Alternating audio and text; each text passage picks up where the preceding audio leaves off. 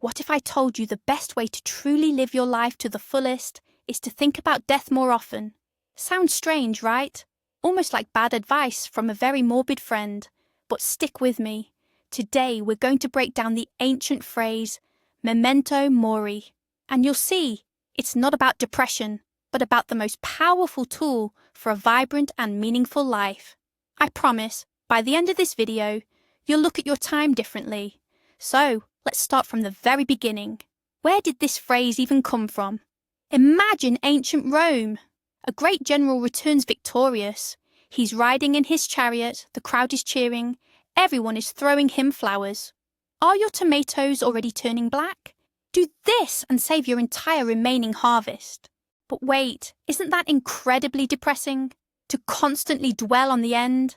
Admittedly, at first glance, it sounds like a surefire recipe for perpetual gloom. Who in their right mind would voluntarily choose to dwell on such an unpleasant topic? And that, right there, is the most common misconception about Memento Mori. The entire point, however, is this. Memento Mori isn't about staring into the abyss. It's about using that abyss as a backdrop against which everything else comes into sharp, undeniable focus. Let's look at this through the lens of simple priority management. Imagine your life as one enormous list of tasks, worries, and aspirations. What will colleagues think of me? Why didn't they reply to my message? Is it really worth arguing online about another triviality? Now apply one single powerful question to that entire list. Will this truly matter on the last day of my life? And that's where the magic truly happens. 99% of all that mental clutter simply evaporates. It burns away in an instant. The realization that our time is finite acts as the most powerful priority filter you could ever imagine. Petty grievances, suddenly irrelevant, chasing external validation, a complete waste of precious time, meaningless arguments that only drain your energy, straight into the waste bin. What's left is only what truly deeply matters. So, no, it's not about depression, it's about profound clarity. It helps us conquer procrastination. We all know that sweet poison called tomorrow. I'll start jogging on Monday. I'll tackle that big project after the holidays. I'll learn a new language. Someday. At its core, procrastination is a belief in endless time. We act as though we have 1,000 lives in reserve, with all the time in the world to get things done. Memento Mori, however, ruthlessly shatters this comfortable illusion. It doesn't scream, "Panic, time is running out." Quite the contrary. It calmly yet firmly tells you, act now, because time is your most valuable, non-renewable resource.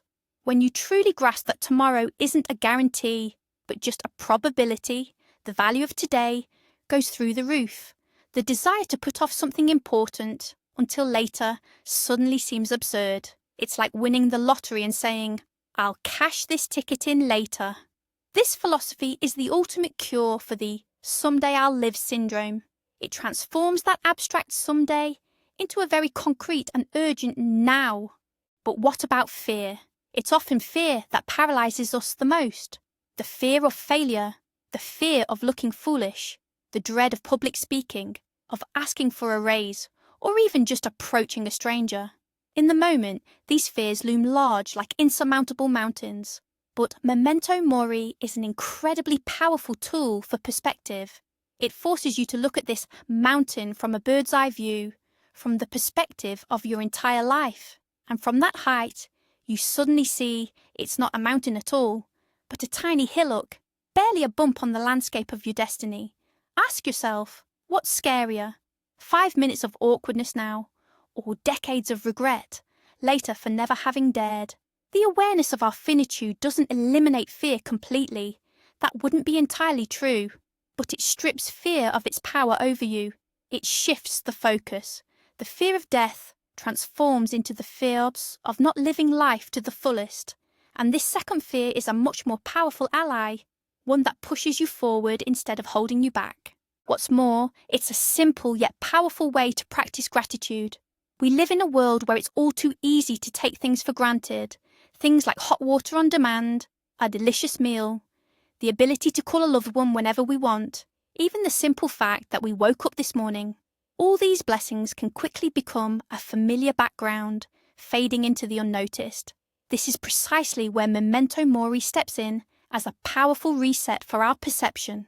When you truly grasp that none of this is permanent, that every day and every experience has an end, you start to appreciate them in an entirely new light. Your morning coffee is no longer just a caffeine fix. It transforms into a small, cherished ritual, a moment of calm before the day truly begins. A conversation with a friend becomes more than just an exchange of information. It's a precious chance to simply be together. A stroll through a sunlit park isn't merely moving from point A to point B. It's a rich, sensory experience that will never quite replicate itself. This philosophy trains us to find wonder in the everyday. It doesn't add anything new to your life, but it illuminates everything already present, making it 100 times brighter, richer, and more profound. It's the key to experiencing joy not just on special occasions, but in discovering it within every simple passing moment. Okay, the theory sounds compelling, but how do you actually apply this in practice? You're not going to walk around constantly muttering, "I am mortal," under your breath all day, are you? How do you integrate this powerful idea into your life without turning into some gloomy, all-black-wearing philosopher? In fact, there are several simple, utterly non-depressing tools available to everyone. And the first, simplest, and most effective is the deathbed test. It sounds dramatic, but it's foolproof. Before making any important, difficult, or frightening decision, pause for a moment and ask yourself just one question. Looking back at the very end of my journey, will I regret more having tried and perhaps failed, or having never dared to try at all? This simple thought experiment instantly shifts your perspective. Quit that job you hate. Start your own project. Confess your feelings. This question helps you separate short-term fear from long-term regret. It acts like a compass, pointing you not towards the easiest path, but towards the one that's truly right for you.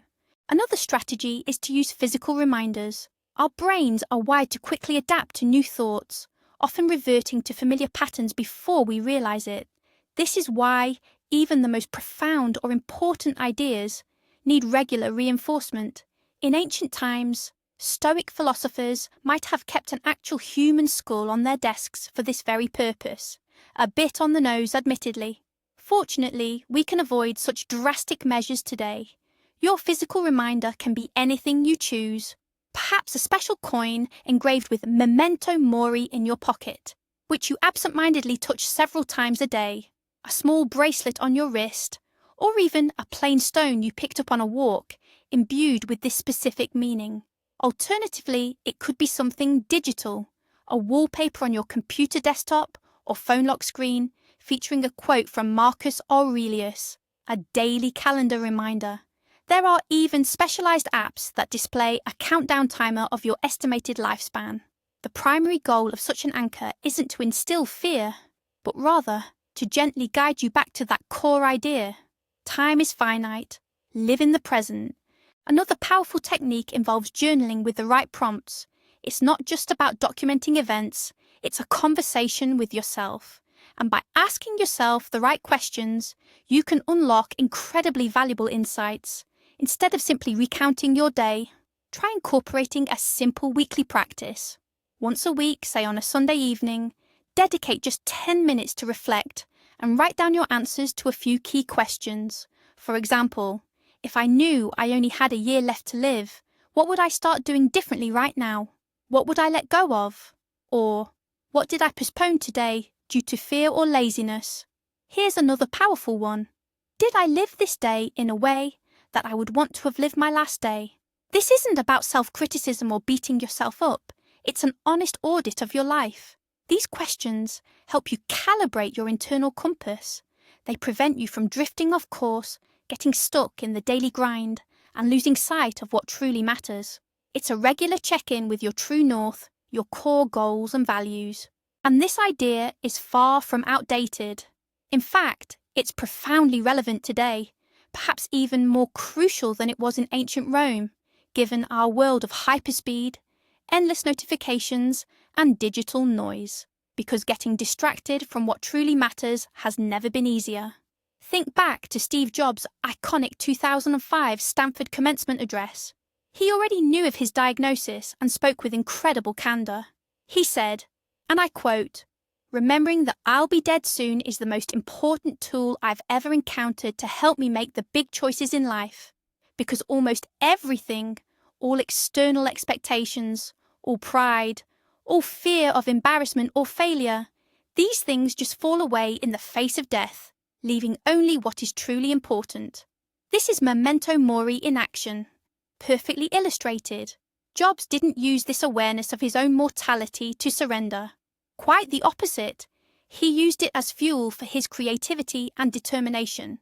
This understanding gave him the courage to defy convention, create revolutionary products, and fearlessly take risks. He understood that the biggest failure isn't a failed project, but a life unlived. So, Memento Mori isn't some gloomy spell, but rather your personal compass, a compass that always points to what truly matters. It's a reminder, not that life will end, but that it's happening right now, and it's entirely in your hands. Thank you for watching this video all the way to the end. If it made you think, please hit the like button and subscribe to the channel so you don't miss out on future episodes. And now, a question for you. What does it truly mean for you to live authentically? Share your answer in the comments below. I'm genuinely interested to read them.